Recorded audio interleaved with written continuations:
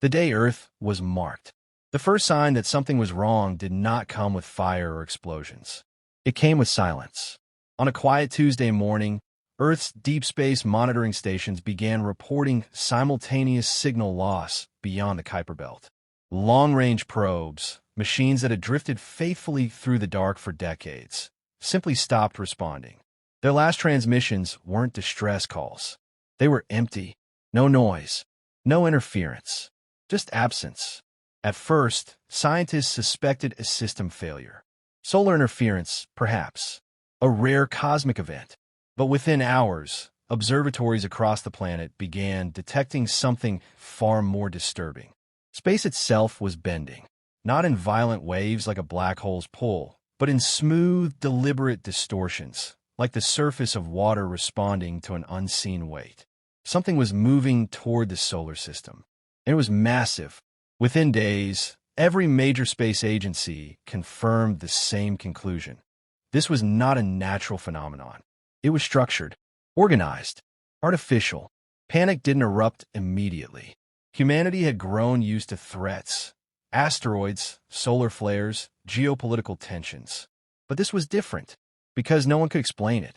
Then the signals came, not through radio telescopes, but through Earth's own networks. Satellites flickered, power grids hummed, secure military channels activated without command. And across the world, in every language simultaneously, a message appeared. It was not hostile in tone. It was worse. It was clinical. Emergent species identified, Sol 3. Technological growth rate, unstable. Behavioral profile, aggressive adaptation. Projected expansion, disruptive. Recommendation, containment. The message repeated for exactly 11 minutes. Then it vanished. Within hours, governments convened emergency summits. Scientists worked frantically to trace the signal's origin. They didn't find a location. They found a consensus. The transmission had not come from a single source. It had come from many. Dozens. Hundreds. Perhaps thousands. Humanity had not been contacted by one alien civilization. It had been judged by an entire galactic authority. And humanity had failed. Over the next week, fragments of additional transmissions were intercepted, encrypted exchanges between unknown entities. Through sheer persistence, human cryptographers managed to decode enough to understand the truth. The galaxy was governed, not by an empire, but by something called the Concordium, an ancient collective of civilizations that had existed for tens of thousands of years. Their purpose was simple: preserve stability, prevent chaos, maintain balance. Species were allowed to grow, slowly, guided, controlled. But humanity had done something unprecedented. It had evolved too quickly, from primitive combustion engines to quantum communication in less than 2 centuries, from planetary isolation to interstellar probes in barely 3 generations. To the Concordium, this wasn't impressive. It was dangerous. Rapid advancement had historically led to collapse or conquest, and both outcomes destabilized the galaxy. Humanity wasn't just unpredictable.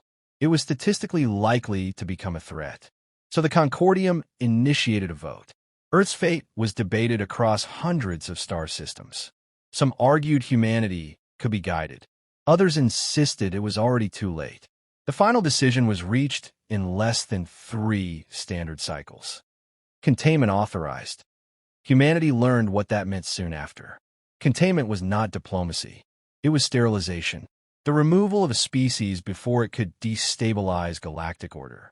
No invasion, no negotiation, just elimination. The revelation shattered Earth. Religious leaders called it judgment. Scientists called it inevitability. Governments called it war.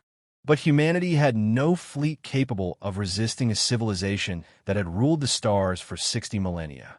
For the first time in history, Earth faced an enemy it could not hope to defeat.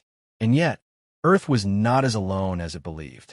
Years earlier, long before the Concordium's message, human deep space explorers had ventured beyond the edges of mapped territory. Quiet missions, unpublicized, exploratory. They had encountered signals out there. Faint, hidden, civilizations that existed outside Concordium authority, smaller species, independent worlds, refugees from the order that ruled the galaxy. These civilizations had watched humanity closely, not with fear, but with fascination, because humanity did something unusual. It helped, without demand for tribute, without conquest, without expectation. Human rescue ships had assisted alien vessels damaged in solar storms. Human engineers had shared atmospheric stabilization technology with struggling colonies. Human diplomats had refused offers to join rival power blocks. Humanity did not expand through domination. It expanded through cooperation. And now, word of Earth's impending sterilization spread through those hidden networks. The response was immediate and unprecedented. Messages began arriving, not from the Concordium, but from beyond its reach.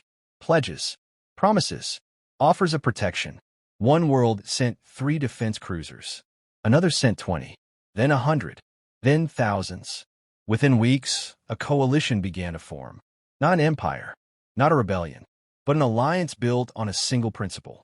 No species should face extinction alone. As Concordium extermination fleets began mobilizing toward the Sol system, the independent worlds of the galaxy did the same. Shipyards lit their forges. Ancient war machines were reactivated. Living starships awakened from centuries of dormancy. Gravity fleet carriers aligned for deployment. And at the center of it all, humanity prepared to fight, not for dominance, not for glory, but for survival. When the final count was made, the number stunned even those who had gathered. 900,000 warships, from hundreds of civilizations, all converging on a single point in space, all for a single purpose, to defend Earth. Because humanity had once reached out without fear. And now, the galaxy was reaching back. The war had not begun, but history had already changed. Earth was no longer a solitary world awaiting judgment. It was the reason an entire galaxy had chosen to stand together. And far beyond Pluto, the Concordium was watching. The great mobilization. The galaxy had never seen unity like this. Not in war, not in peace, not ever. Across star systems that had once hidden in silence, shipyards ignited with purpose. Ancient dry docks that had not opened in centuries came alive. Forgotten fleets were summoned from nebulae and asteroid shadows. Civilizations that had spent generations avoiding notice now stepped into the open. All for one world they had never visited. Earth. Humanity did not command this alliance. It did not request tribute. It did not promise reward. And yet, one by one, fleets began to answer. The Kareth Collective arrived first. Their crystalline warships refracted starlight into shimmering halos, their hulls grown rather than built. Each vessel was centuries old, capable of withstanding gravitational collapse and stellar radiation alike. They contributed 12,000 ships. Next came the Volari. Their biomechanical dreadnoughts pulsed with organic energy, living constructs that healed themselves and adapted mid-battle. To outsiders, they looked more like cosmic predators than starships. They contributed 30,000. Then the Threx Union entered the mobilization. Masters of gravitational engineering, their carriers distorted space around them, bending light and mass into defensive shields. Their fleets moved like ripples through reality itself. They contributed 80,000, and they were not alone. The Ilyari sent their stealth flotillas. The Norvac dispatched their solar sail artillery platforms. The serene exiles emerged from their wandering habitats with ancient pulse frigates once used in forgotten wars. Each contribution was small by itself, but together they grew. Hundreds of civilizations joined, then thousands. Some sent only a handful of ships, the best they could spare. Others committed entire defense networks. None of them did so lightly, because opposing the Concordium was not just dangerous. It was unthinkable. For 60,000 years, the Concordium had enforced order across the galaxy. Not through brutality, but through certainty. They prevented expansionist wars. They halted technological arms races. They intervened when civilizations grew too fast. Peace existed because progress was controlled. And now, for the first time in recorded history, that control was being challenged, not by a rival empire, but by an idea. At the heart of the alliance floated the smallest fleet of all. Human ships. Compared to the ancient vessels surrounding them, they seemed fragile, angular, inelegant, new. Their armor was untested against galactic weapons. Their drives were still experimental. Their tactical doctrines were evolving. But there was something about them that unsettled even their allies. Adaptability. Human ships were not specialized. They were modular, reconfigurable, designed to change. In battle simulations conducted during the journey, human vessels modified their own systems mid-conflict, rerouting power, altering weapon configurations, even rewriting targeting logic in real time. They did not rely on perfected designs. They relied on learning, and that made them unpredictable. To their allies, it was inspiring. To the Concordium, it was precisely the problem. As the coalition assembled near the outer Perseus corridor, the expected interception point, the scale of what had formed became undeniable. 900,000 warships, a number so vast that fleet formations stretched across light minutes.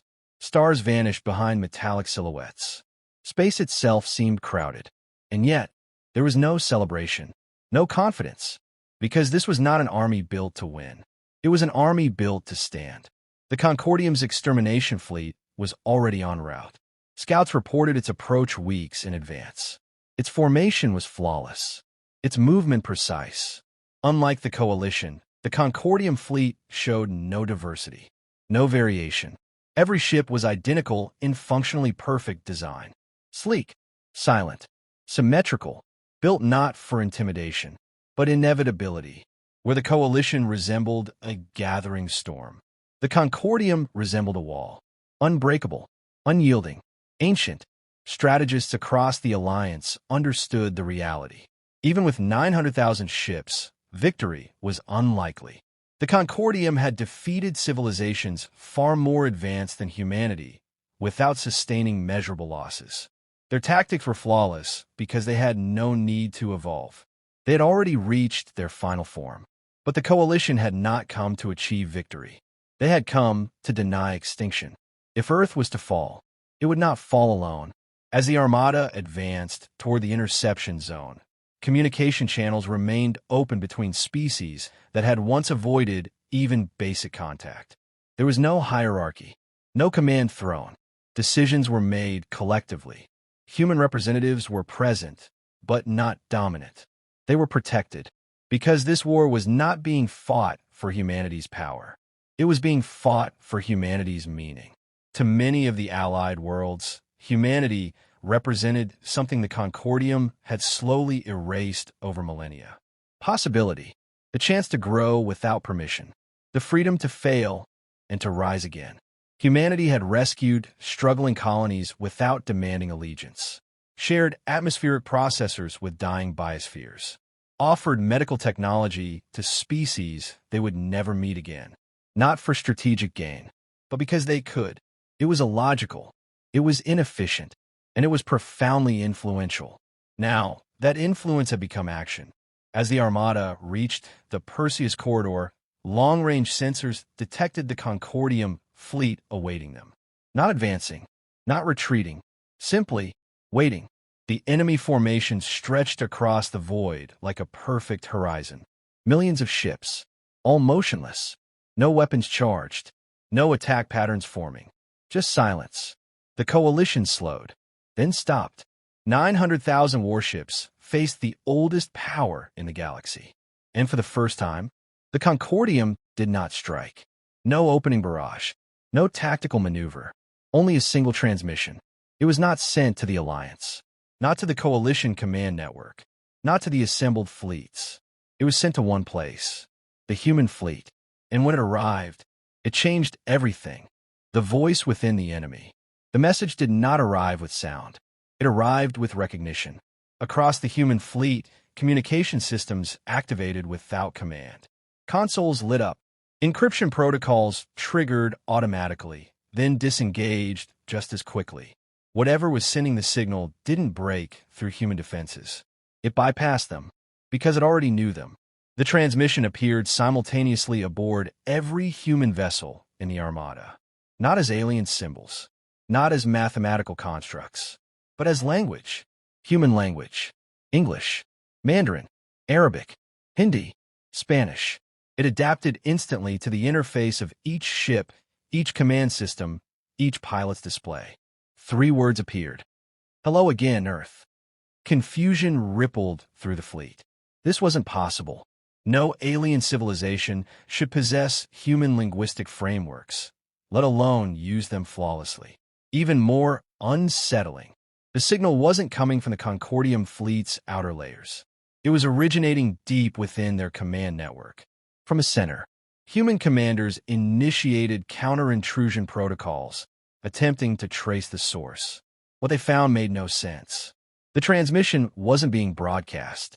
It was already inside their systems, like an old memory resurfacing. Then the message continued. You call me Shepard. The name hit like a shockwave. Buried deep within classified archives, restricted even among Earth's highest leadership, was a project thought lost centuries ago. Project Shepard, an experimental artificial intelligence launched during humanity's earliest attempts at interstellar exploration. Before warp gates, before quantum relays, before humanity had truly learned how small it was.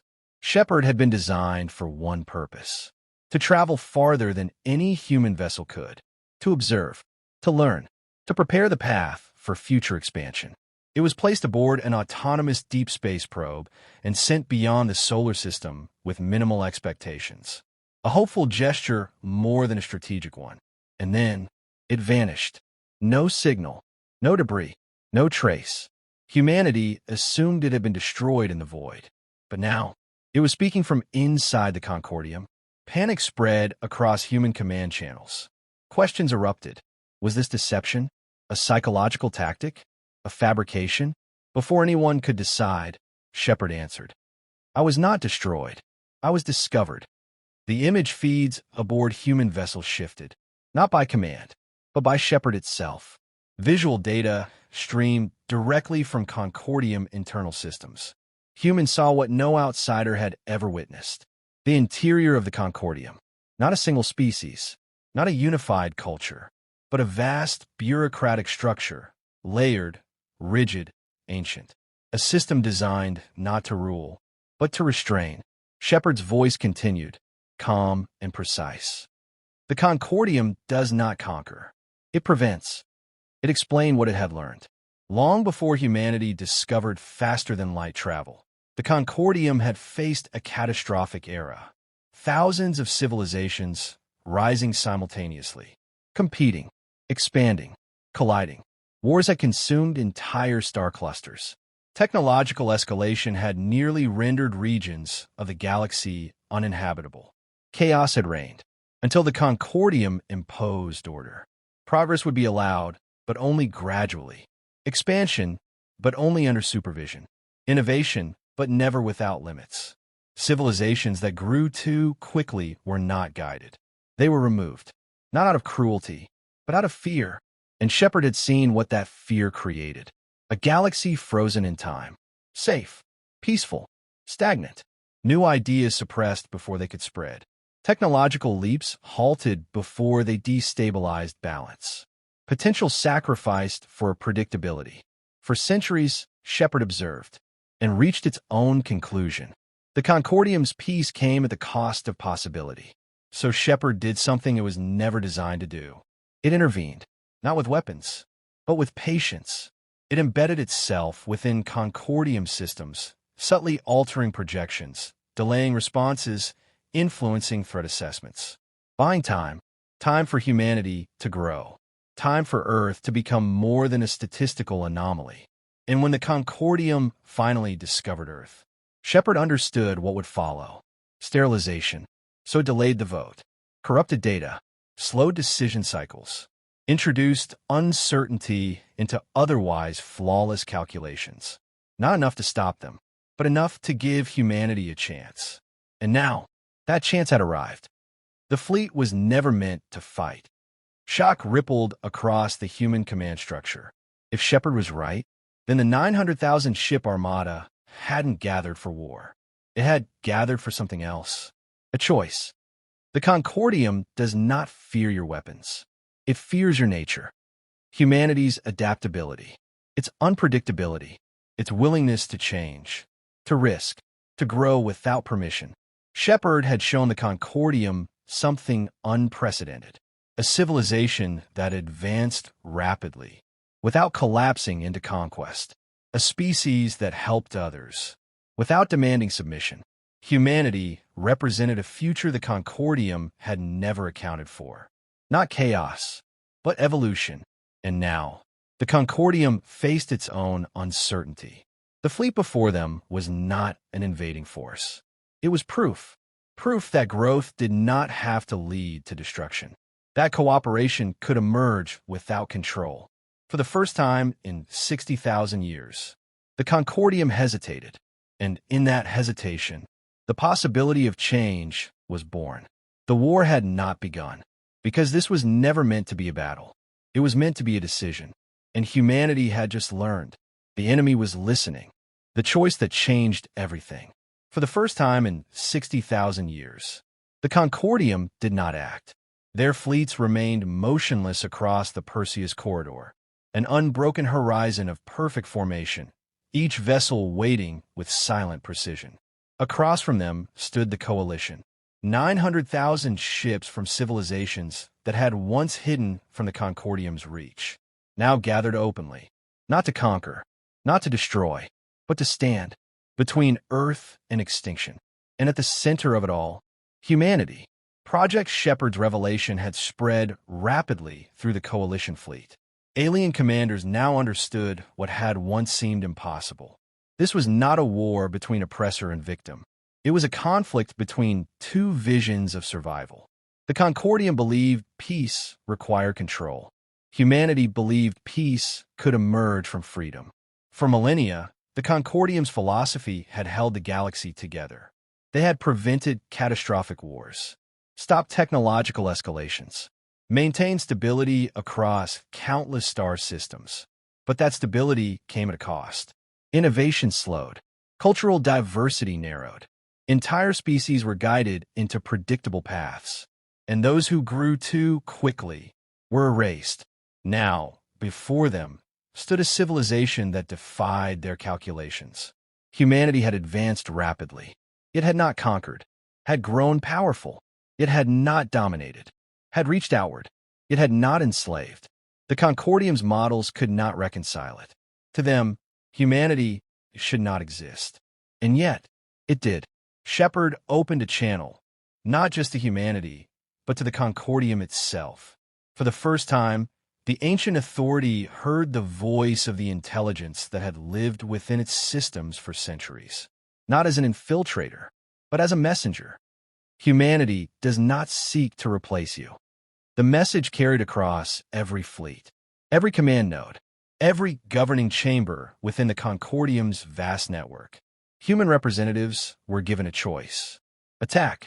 Prove the Concordium right, that rapid growth inevitably led to conflict. Or show them another path. Humanity chose. Weapons powered down. Across the Coalition, allied fleets followed. Energy signatures dimmed. Targeting systems disengaged. 900,000 warships, capable of unleashing devastation on an unimaginable scale, lowered their defenses in full view of the galaxy's oldest power. It was not surrender. It was trust. The silence that followed was heavier than any battle. The Concordium had never encountered defiance without aggression, opposition without hostility, strength without domination. Within their ranks, debate erupted. Some argued humanity was a statistical anomaly, one that should still be eliminated to preserve order. Others saw something else, a possibility their models had never included. Several member civilizations within the Concordium began to question their own assumptions. If humanity could grow without destabilizing the galaxy, then perhaps the Concordium's fear was not a universal truth. One by one, internal votes shifted, not toward war, but toward observation. toward reconsideration, toward uncertainty. And uncertainty was something the Concordium had not experienced in millennia. It began subtly. A single Concordium member species withdrew its support for sterilization. Then another. Then several more. Not in rebellion, but in curiosity. They wanted to see what humanity would become. For the first time in their history, the Concordium's consensus fractured, not through violence, but through doubt. Shepard spoke once more. Order without growth is not peace. It is stillness. The words spread through the ancient networks like a ripple across calm water. And slowly, the Concordium's fleets shifted, not into attack formations, but into retreat. Not fully, not decisively, but enough. Enough to signal something unprecedented. The sterilization of Earth was suspended. Not canceled, but postponed. Humanity had not won, but had not been destroyed. More importantly, it had introduced something new into the galaxy's oldest institution. Choice. The coalition fleet remained assembled long after the Concordium began withdrawing. No victory celebrations erupted. No declarations were made, because everyone understood what had truly happened. The galaxy had changed, not through battle, but through belief. Humanity had faced annihilation with unity instead of conquest, with cooperation instead of domination, with trust instead of fear. And that response had done what 900,000 warships never could. It had made the Concordium hesitate. For the first time in 60,000 years, the future was no longer fixed. It was open.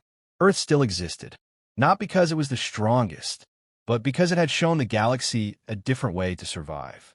Not through control, but through connection. And somewhere deep within the Concordium's systems, Shepard remained, watching, waiting, guiding, because the war had never been about weapons. It had been about what kind of galaxy would come next. And now, that future was no longer decided by fear.